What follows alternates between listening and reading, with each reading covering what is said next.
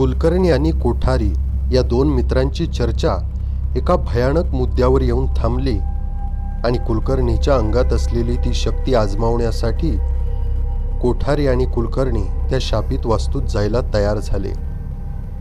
मोठ्या रस्त्यावरून लहान रस्त्यावर अशा टप्प्याटप्प्यांनी ते दोघे एका बोळाच्या तोंडाशी येऊन पोहोचले. मग कोठारी म्हणाला, कुलकर्णी, अगदी या बोळात शेवटचा वाडा आहे तो. बोळ अरुंद होता, अगदी गच्च अंधारात होता. खालचा रस्ता अजून जुन्याच प्रकारचा फरशांचा होता. त्या फरशांना किंचित उतार होता. त्यावरून दोघेजण आले व बोळ ज्या ठिकाणी संपला होता त्या वाड्याच्या त्या शापित वास्तूच्या दाराशी येऊन थांबले. सर्वत्र अंधार, भयान शांतता, शुकशुकाट होता. त्या अरुंद अंधाऱ्या खडबडीत बोळानं त्यांना जणू काही जगाच्या दुसऱ्या टोकाशीच आणून सोडलं होतं. त्या वाड्याच्या बाहेर मोठमोठ्या पायऱ्या होत्या. वाड्याचं मोठं दार मात्र बंद होतं, पण दिंडी दरवाजा मात्र अर्धवट उघडलेला होता. दारावर खडूची काहीतरी अक्षरं दिसत होती. काडी पेटवून कुलकर्णीनं त्या अक्षराजवळ धरली. कोणीतरी वात्रट मुलानं मोठ्या अक्षरात लिहून ठेवलं होतं, भूतांचा वाडा. दिंडी दरवाजा उघडण्यापूर्वी हलक्या आवाजात कुलकर्णी कोठारीला म्हणाला, एक गोष्ट तुला सांगायची राहून गेली. माझी स्वतःची त्याबद्दल खात्री नव्हती, म्हणून मी इतका वेळ तुला सांगितलं नाही. कोठारी म्हणाला, ठीक आहे, मग आत्ता सांग. कोठारी, अशा जागा मी सहसा टाळत असतो. त्यामागे आणखीही एक कारण आहे. मला तर अप्रसन्न, खिन्न खिन्न असं वाटतंय, पण मला काही वेळा शंका आली आहे की माझ्या आगमनाबरोबर त्या स्थानात वास करणाऱ्या या शक्ती नेहमीपेक्षा जास्त प्रकर्षानं जागृत होतात. त्या माझ्याकडे खेचल्या जातात. म्हणजे समजा इतर वेळी जर कुणी त्या जागी गेलं तर त्या शक्ती जागृत होणार नाहीत, पण मी जर त्या ठिकाणी गेलो तर त्या ठिकाणच्या शक्तीला जाग येते, असं मला मनोमन वाटतं. मग कोठारी पुढे म्हणाला, कुलकर्णी, म्हणजे नक्की प्रत्यक्षात होतं काय? जो काही आविष्कार होत असेल, जी काही शक्ती आपलं अस्तित्व दाखवत असेल, ती अधिक प्रमाणात दाखवते. कोठारी जरा घाबरला. मला आधी का नाही सांगितलंस हे? अरे पण तुझा विश्वास नाहीये ना यावर? कुलकर्णी, विश्वास आहे रे, नाही अशातली गोष्ट नाही, पण आता ठीक आहे, जाऊ दे रे, चल आत. आणि त्या दोघांनी दिंडी दरवाजा आत ढकलला. गंजलेल्या बिजागऱ्यांनी कुरकुरत विरोध केला. त्या दोघांनीही आपला पाय आतमध्ये टाकला. सर्वत्र संपूर्ण शांतता होती. रात्रीच्या वेळी नेहमी येणारा जीवाणूंचा आवाज सुद्धा या वाड्याच्या प्रभाव क्षेत्रात येत नव्हता. आत मोठा चौक होता. दोन्हीकडच्या आवऱ्या अगदी अस्पष्ट अशा दिसत होत्या. एका कोपऱ्यात कसलं तरी उंच, शुष्क, वठलेलं झाड होतं व खाली सर्वत्र पाला पाचोळा, काटक्या, कागदाचे कपटे पसरलेले दिसत होते. कोठारी हलकेच म्हणाला, काय रे कुलकर्णी, काही जाणवायला सुरुवात झाली का? होकारार्थी मान हलवीत कुलकर्णी म्हणाला, मित्रा, मला अगदी बाहेरून येतानाच जाणवत आहे. ही फार वाईट जागा आहे कोठारी. आता काय करायचं असा कोठारीला प्रश्न पडला. परत जाऊ म्हणावं तर त्याला स्वतःच्या भित्रेपणाची शरम वाटत होती.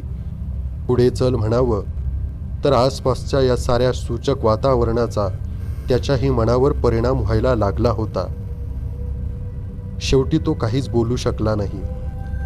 जोत्याच्या पायऱ्या चढून ते दोघे वर आले. खालच्या एकेका खोलीत काडी पेटवून त्यांनी नीट पाहिलं. कोठेही त्यांना थांबण्यासारखं, पुन्हा पाहण्यासारखं किंवा चमत्कारिक, अमानवी, अनैसर्गिक असं काहीही दिसलं नाही. मागच्या चौकापर्यंत जाऊन आल्यावर मुख्य जिन्यानं त्यांनी वरचा मजला गाठला. दिवाणखान्यात पाय टाकताच कुलकर्णी थांबला. जरा विचार करून म्हणाला, कोठारी, खालच्यापेक्षा इथल्या जाणीवा तीव्र आहेत बरं का. कोठारीला वाटलं, आता तरी याला सांगावं की तिसऱ्या मजल्यावरच्या अडगळीच्या खोली संबंधीच सगळ्या लोकांच्या मनात शंका आहे सगळा ओरडा आहे तो या तिसऱ्या मजल्याबद्दलच. जे काय होतं, दिसतं किंवा ऐकू येतं ते तिसऱ्या मजल्यावरच. पण तरीही तो काही बोलू शकला नाही.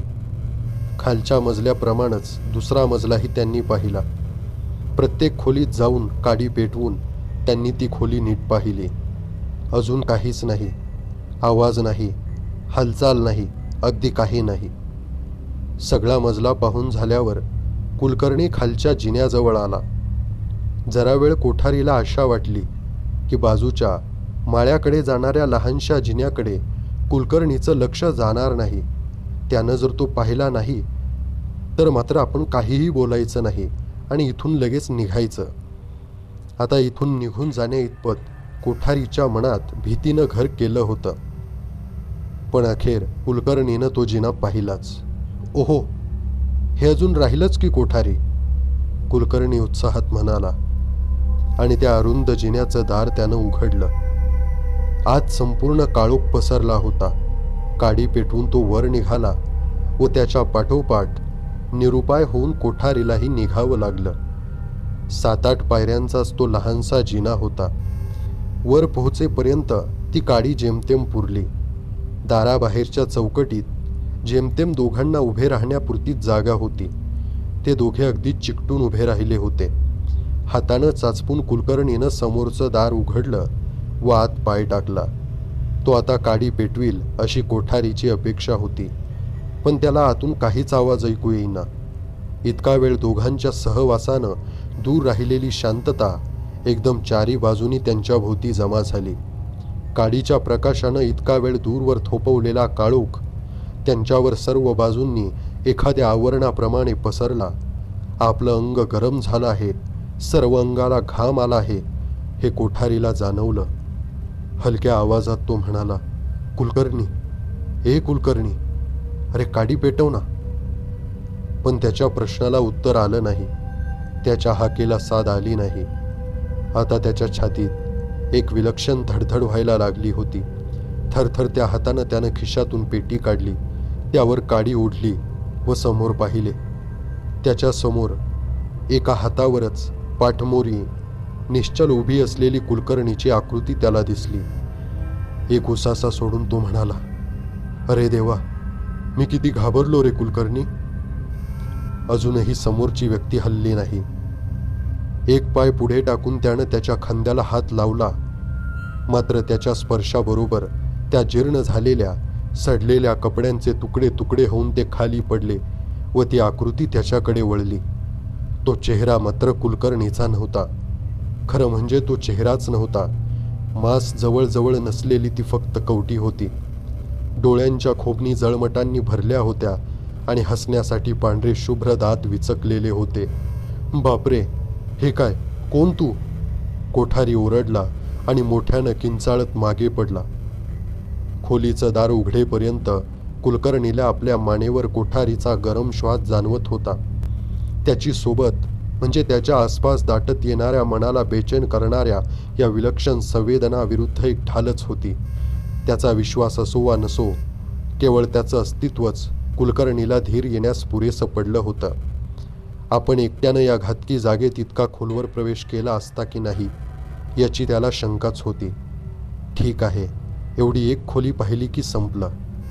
आत पाय टाकून त्यानं काडी पेटवली. इतर खोल्यांसारखीच ही सुद्धा अगदी रिकामी होती. आत काहीही नव्हतं. तो स्वतःच्याच सुटकेच्या विचारात गर्क होता.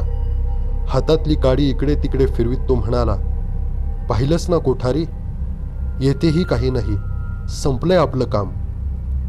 मग त्याला आठवलं की आपल्या मागोमाग कोठारी आत आल्याचा आवाज आलेला नाही. त्याची इतरही काही हालचाल ऐकू येत नाही. विझलेली काडी खाली टाकून दुसरी काडी ओढता ओढता तो दाराकडे वळला आणि म्हणाला, कोठारी, कोठारी, अरे आत ये ना. कुठेस तू कोठारी? काडी पेटवून कुलकर्णीनं दाराकडं पाहिलं. दाराबाहेर कोणीतरी होतं, पण तो कोठारी नव्हता. हातातील जळती काडी समोर धरून कुलकर्णी पाहतच राहिला. त्याच्या आमंत्रणाला मान देऊन ती व्यक्ती आत आली आणि तिच्याबरोबरच खोलीत सडका कुबट वासही आला. तो ओलसर स्पर्श होण्याआधी कुलकर्णी जोरानं ओरडला, किंचाळला. तर मग येथे असा प्रकार असतो काय? हा कुलकर्णीचा शेवटचा विचार होता.